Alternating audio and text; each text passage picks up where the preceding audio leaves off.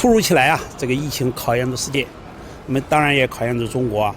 那么中国抗疫的成功，那么显现出这个中国传统文化，那么它的强大力量。所以啊，这个今年的文明论坛，是吧，在孔子故里进行召开，那么我觉得它的意义真的很重大，它让我们重新思考，那么这个中华文明它的价值和意义，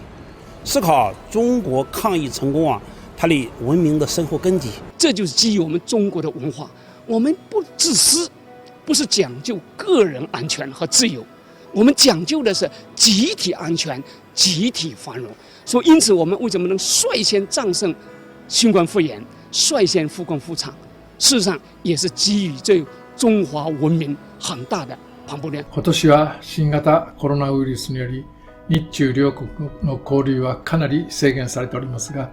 そういう中でも日中の国民は三が異域、